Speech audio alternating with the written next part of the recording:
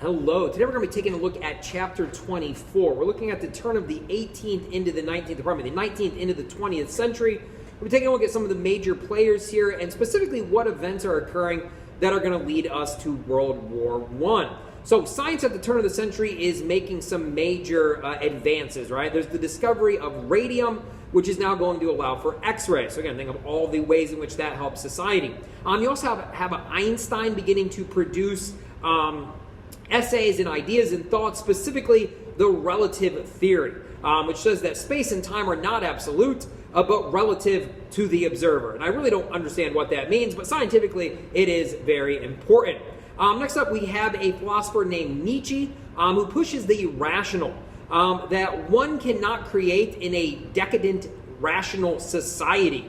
And he also coined the phrase, God is dead. So again, a completely different way to kind of think of things. The other major scientist we see at this time is Sigmund Freud, who creates psychoanalysis. Basically, human behavior is strongly determined by the unconscious. The things that we do and why we do them are very buried deep inside of us. He basically comes up with three inner voices, right? We have the id, we have the ego, and we have the superego. So the id is the center of unconscious. It's what drives us. It's the pleasure principle. The ego is a set of reason, coordinator of inner life, governed by reality and principle. And then we have our superego. It's represented by the inhibitions and moral values that society in general imposes on people. And again, this is meant to explain all the reasons we do what it is we do. All right, also at this time, we see the rise of a line of thinking called social Darwinism. So social Darwinism takes the ideas that Charles Darwin came up with, survival of the fittest, and applies them to the society in which we live. Basically, social Darwinism is a way for wealthy people to justify being wealthy, right? Like, I'm rich and powerful because I tried really hard, I took chances, I'm just a successful person because of what I do, right? My characteristics. You're a failure because you didn't try, right? You didn't put in the effort. You don't work as hard as me. So again, if we're going to look at a society and say some people are incredibly rich, some people are incredibly poor, why is that the case? Right? Why do you end up with all the money and I end up with none? So again, this is just a way for wealthy people to kind of explain how they ended up with all of the wealth. But it's also going to be applied to race, or this idea for struggle for survival. And we're going to start to see the seeds being sown for this whole idea of Aryan race and Aryan superiority. And again, a lot of that can have its roots traced back to social Darwinism. All right, we also see new art movements at this time, and it's specifically the rise of modernism. So again, kind of a new art form, kind of nature portrayed characters caught in the grip of forces beyond their control. We also see Impressionism begin. Again, it's something that starts in France. It doesn't use classical subjects, very bright colors, and it's painted with small little circles. We have an art movement called the Post-Impressionism, which pays more attention to the structure and form, and the famous artist in that group is Van Gogh.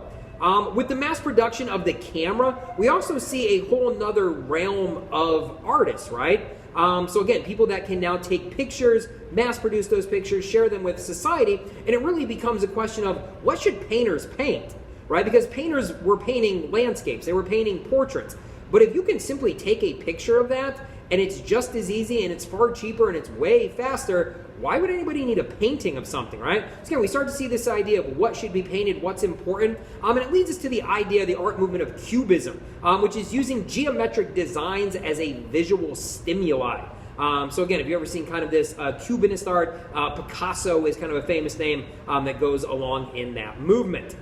Now, also on Europe, on the political spectrum, what we see is a movement for women's suffrage. Again, women around the world have been clamoring for the right to vote. There's going to be a major lead up to that right up until World War I. European-wise, Finland, Norway allow women to vote, but again, they're the only societies allowing women to vote. Now, once World War I breaks out, the whole women's suffrage thing kind of gets put on the back burner. After the war ends, you do begin to see country after country allowing women to vote. Now, many of these suffragists, the people pushing for the right to vote, are what we considered new women, right? They're breaking the social norms. They're getting an education. The home life isn't just for them. They're not being timid. Again, they're outspoken. They're leading parades and marches and protests and all these different things. Again, it's not very what back then they would call ladylike. So again, a new woman at this time.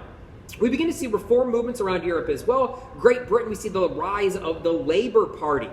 So again, representing the worker, now working class people have someone specifically to vote for to represent them in Congress. We also see a more laissez-faire policy within the government. Again, being very hands-off. As long as you're making money, as long as you're paying your taxes, as long as you're treating your employees at a certain level, we don't really care what else you do as far as your employees or how you run your business. We see laws getting passed for things like sick leave, unemployment assistance. So again, making sure that we have help for people that maybe can't work every day. France, we see some other issues arising, and that's specifically anti-Semitism. So again, we see a huge issue called the Dreyfus Affair in the military, people being kicked out, and really the army is purged of anyone they deem anti-republic. So anyone they don't think that has France's best interests in mind is excused from the military, and that includes many Jewish officers. Germany, we're seeing issues between the modernists and the traditionalists, right? So we have the traditionalists pushing the idea of monarchy, maybe not quite absolute monarchy, but still that the Kaiser should have the majority of the power. And then we see the modernists pushing for more laws, more protections for the workers. So again, we kind of have this back and forth struggle going on. Over in Austria-Hungary, we see more male voters. So again, increasing the number of people that are able to vote, which on the surface is a good thing, but what it does is create a very diverse parliament in Austria-Hungary. So again, this is a country made up of many, many, many different nationalities, which is good, but then when you have all of those voices in parliament, it's really hard to get anything accomplished, right? So again, there is kind of the idea of having too many cooks in the kitchen. Nothing actually gets accomplished. Russia, while late to the party, finally does start to have their own industrial revolution. And again, it spreads very quickly.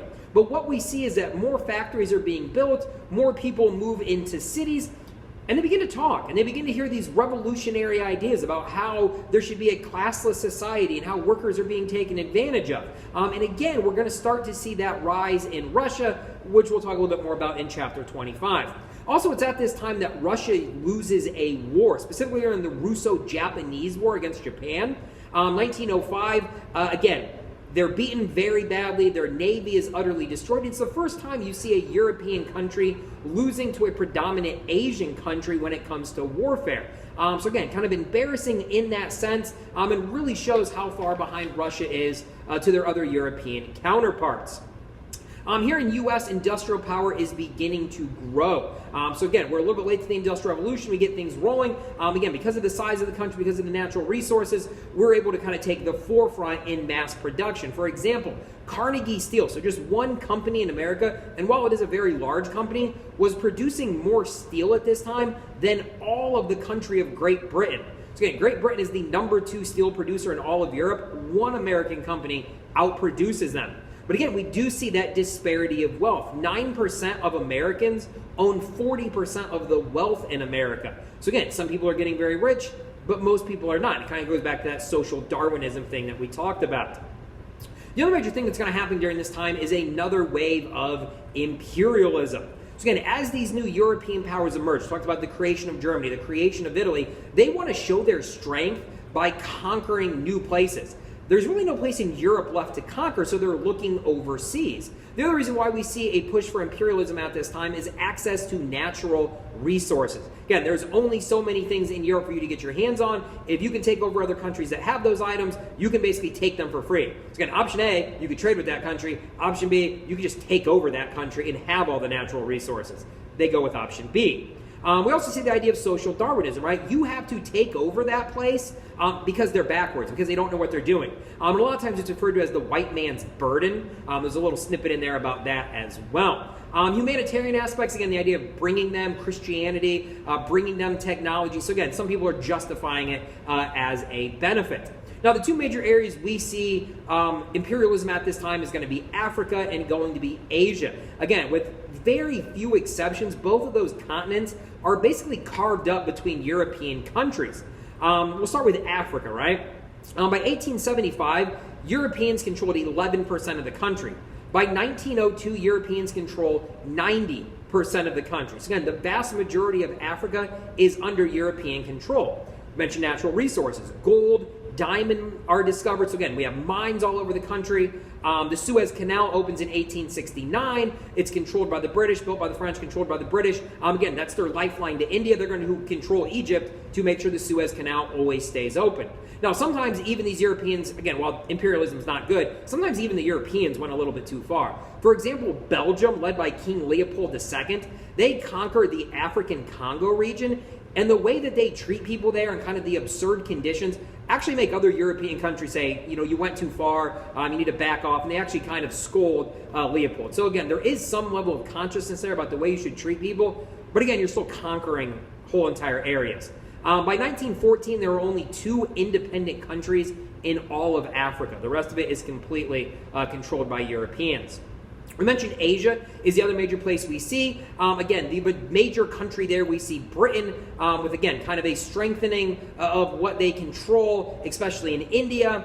We see Russia coming down south around the Black Sea regions. The dynasty of China at this time begins to deteriorate, which allows more European conquest within China. And many of these European countries carve out what they call a sphere of influence. They basically take China and everyone takes a slice. There's a British port, a French port, a German port, a Dutch port. And again, these European countries are now able to trade in and out of those ports whenever they want to.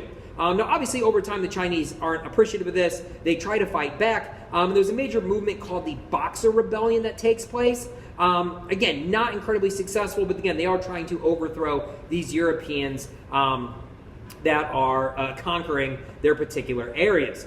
We do eventually see America get involved here. Again, we're going to fight the Spanish in 1898, called the Spanish-American War. We win that. It gives us several islands in the Pacific, including the Philippines. So again, now we're more of a player when it comes to Asian trade and kind of conquest as well. So imagine if you're one of the places that are getting conquered. How would this make you feel? Specifically in Africa, what we see is more Africans are now getting access to education. When Europeans come, they bring with them a European lifestyle, a European educational system. So again, if there's any kind of a silver lining, it's that people are getting more access to education. And what we find is that Africans at first kind of appreciate Western culture, right? Governments, technology, but eventually they're going to come to resent them and eventually try to overthrow these governments. Mentioned China, specifically with the Boxer Rebellion. Again, this is going to be put down by European countries. The Americans get involved. The Republic of China is founded in 1912. But again, in many ways, it's kind of a puppet government that answers to European countries. Japan is actually able to avoid this. While all these other European countries, or specifically Asian countries, are getting conquered by European countries, Japan is able to avoid that specifically because they industrialize themselves, right? They really match Europe kind of technology for technology. Militarily speaking, they're the equal. We said by 1905, they're beating European countries in warfare. So again, they're not a country to be messed with, so nobody really kind of subjugates Japan. India, again, brings lots of modernizations to the country, educational systems, factories, the railroad. They do have a fairly honest government set up there, which is representative of the people. But again, the vast majority of people in India are still living in poverty at that point in time. By 1900, almost all of Africa and Asia are part of some kind of a European empire. But again, this just creates more rivalries in Europe, right? They're fighting over land not only on the continent, but now they're fighting over land all over the world. And what you're going to see to try to prevent war from happening is the creation of alliances, right? The idea that if we're in these alliances, nobody will start a war because then everybody would get dragged into the war. And who would be dumb enough to drag everybody into a war? We're going to find that out in a moment, right? But again, the first alliance we see is the Triple Entente. It's Great Britain, France, and Russia. All right, the other alliance we see is the Triple Alliance, which is Germany, Austria, Hungary, and Italy. So again, these are the major European countries. If one of them is attacked, all of them are going to get involved. So again, the thought is no one's going to start a war because that would make everybody be involved in the war. The area that we're going to see the most tension at, though, in Europe is going to be the Balkan region, specifically the countries of Bosnia-Herzegovina, which is under the protection of Austria-Hungary. Now, at this time, Austria decides they're going to annex them, right? They're not just going to be under their protection. They're going to physically become part of the Austria-Hungarian Empire. The independent country of Serbia isn't a big fan of this. All right, Serbia considers itself kind of the protector of the Slavic people in that region. They want to kind of unify and create one unified Slavic country. So they're not a big fan of Austria-Hungary trying to bring Slavic people into their empire. All right, Russia at this point in time also get involved. Historically speaking, Russia had been the protectors of Slavic people. So again, if a Slavic group is getting taken advantage of, Russia is going to try to step in and say something about that. So now we have this increased tension between Austria and Russia. The next issue is we see several countries in the Balkans uniting and overthrowing the Ottoman Empire. Again, there's still some regions there that are controlled by the Ottomans. So again, these countries unify. They defeat the Ottoman Empire, and now they have a little bit more freedom, right? But they're just territories, and some European country wants to come in, they want to take them over, they want to be in charge. So again, the idea is, in Serbia's mind, is that they're going to unify all of these Slavic people. Austria-Hungary is going to do everything they can to make sure that that doesn't happen. So again, we have tensions between Austria-Hungary, Russia, and then Austria and Serbia, and those tensions are going to kick off what we talk about in chapter 25.